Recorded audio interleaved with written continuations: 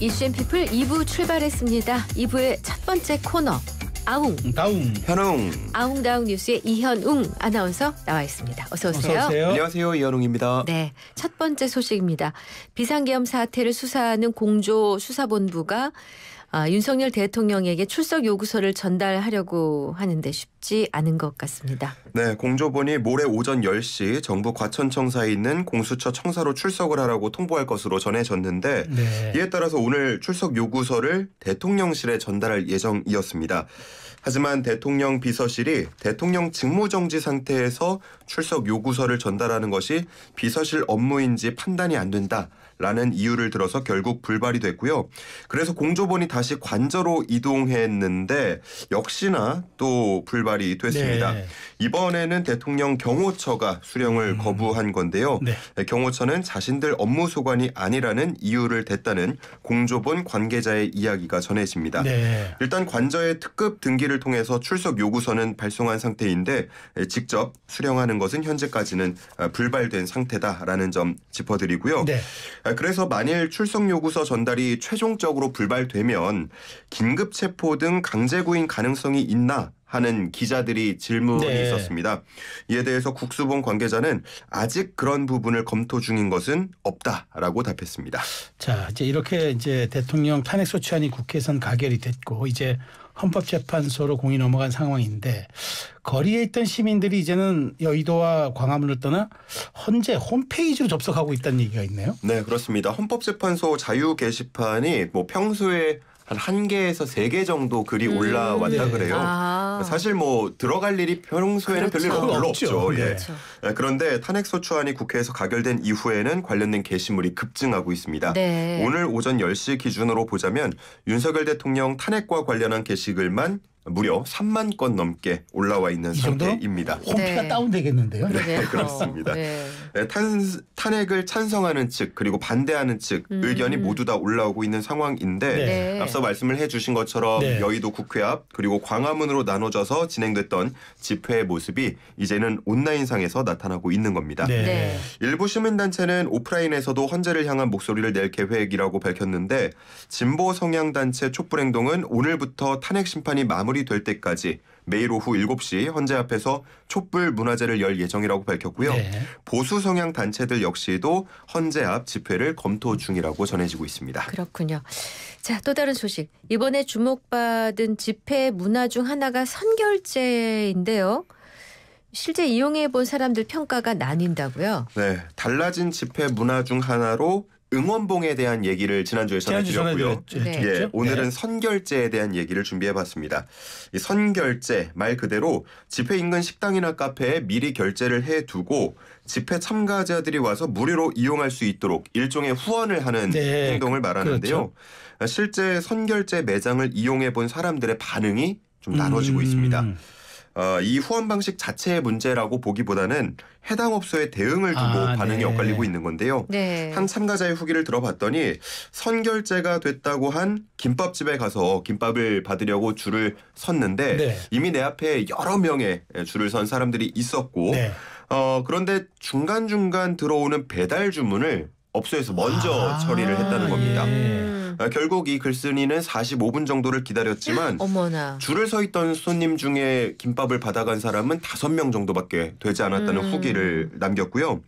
또 다른 글쓴이도 선결제 쿠키집을 이용하는 과정에서 이 선결제된 쿠키를 받으려는 사람들보다 앞서서 현장에서 카드로 결제하거나 현금으로 사려는 사람들을 먼저 주문을 받아줬다라는 후기를 남겼습니다. 그러면서 선결제도 이미 결제가 된 건데 마치 무료 배식을 해주는 것처럼 굴지 않았으면 좋겠다라는 후기를 남겼습니다. 기분 나쁠 수 있겠네, 손님 입장에서. 근데 선결제는 누가 했어요? 익명의 후원자들이 보통 많이 합니다. 그래서 그걸 알리는 거예요? 그걸 알리면 이제 다수의 집회 참가자들이 가서 받아올 수 있는 겁니다. 그래서 이 선결제된 매장들이 어디에 있는지 지도로 또 나타내는 그런 것들도 유행을 했고요.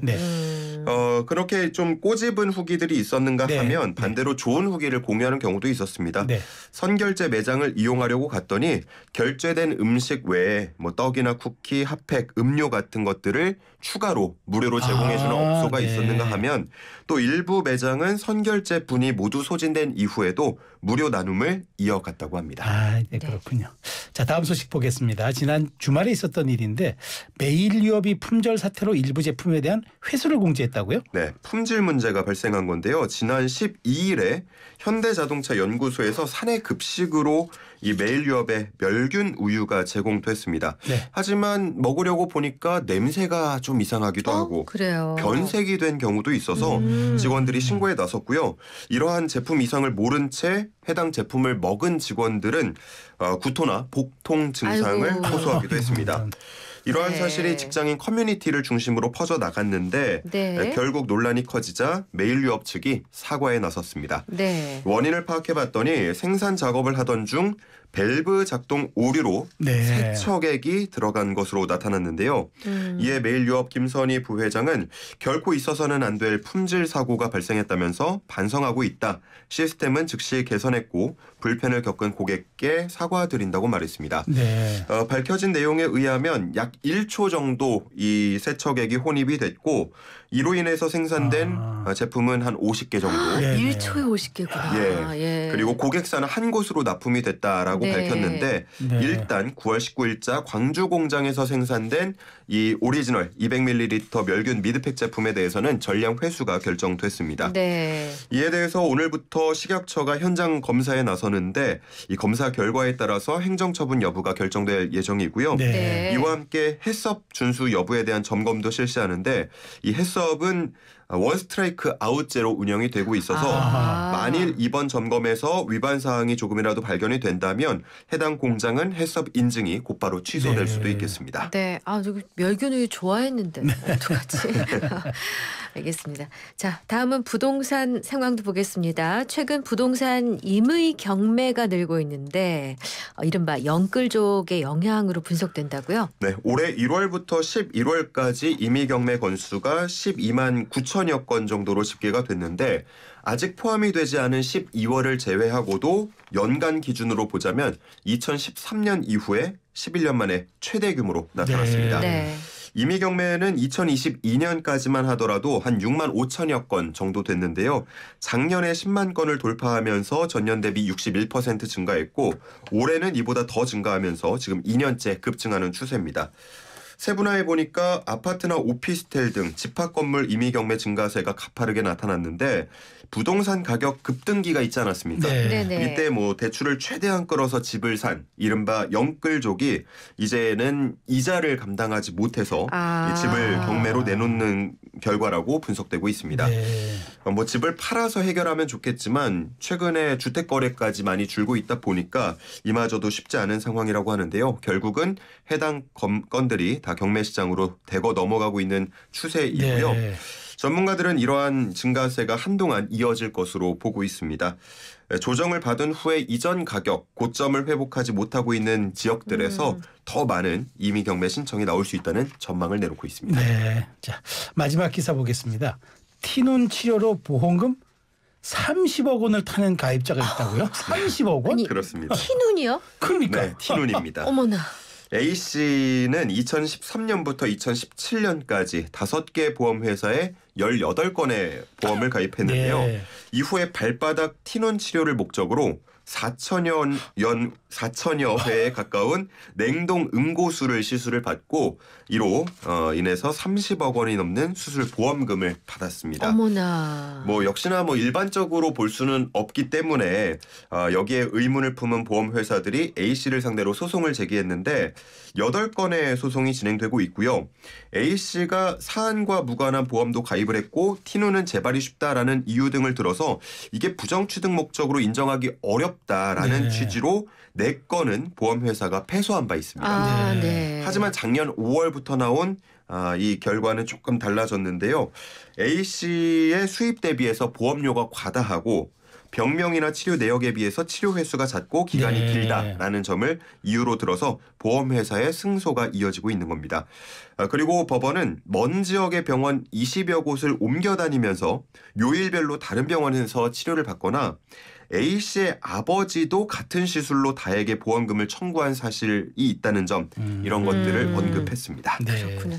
야, 티는 냉동은 곳을 오늘 좀 희한한 거에 들었어요. 참 예. 머리들 좋습니다. 자, 준비된 뉴스는 여기까지 봤고요. 오랜만에 아웅다웅 퀴즈를 내주신다고요? 네, 정말 오랜만에 퀴즈 내드리는 것 같은데요. 네. 오늘 퀴즈 잘 듣고 정답을 맞춰주시기 바랍니다. 대출을 많이 받아서 집을 샀다가 그 대출금을 갚지 못해서 경매로 넘어간 부동산이 11년 만에 최대를 기록할 전망이라는 소식 전해드렸습니다. 네. 투자를 위해서 대출을 최대한으로 받고 아주 작고 사소한 것까지 모으는 모습을 가리켜서 이것이라는 신조어가 탄생했는데요. 이것은 뭐라고 부를까요? 신조어예요? 신조어입니다. 몇 글자입니까? 두 글자입니다. 두 글자. 네. 자, 그러면 네. 오랜만에 네. 진짜 오랜만에 영양 과다 날지 못하는 근데 오늘은 나비 넥타이를 당분간 매지 않을 그렇죠. 힌트 네. 요정 어서 네. 오세요. 네.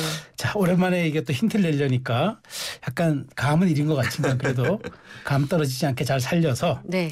자, 이것은 영혼까지 끌어모은다는 뜻의 약자입니다. 영혼까지 끌어모은다. 네. 네. 자, 우리 속담에 이런 말 있죠. 티끌모아 태산이라는데 이거는 티끌은 아니고요. 네. 이것까지 끌어모아서 집을 삽니다. 하여튼 티끌은 아닙니다. 네. 네, 두 글자. 예, 그렇습니다. 샵 0945 우물정 0945 유료 문자 단문 50원 장문 100원 그리고 ITN 어플과 유튜브 실시간 댓글창은 무료입니다. 정답 많이 주시고요. 정답자에게 선물 보내드릴 겁니다. 그리고 참고로 저희 YTN 라디오 구독자 70만 넘어섰습니다. 여러분께 감사드리고요. 네, 자 사랑과 영혼의 주제가 Righteous Brothers의 Unchained Melody 예, 이 노래 사랑과 영혼의 주제가 들려드리겠습니다. 네. 자, 우리 오늘 아웅다웅 뉴스의 이현웅 아나운서 수고 많으셨어요. 네, 잘 들었습니다. 고맙습니다.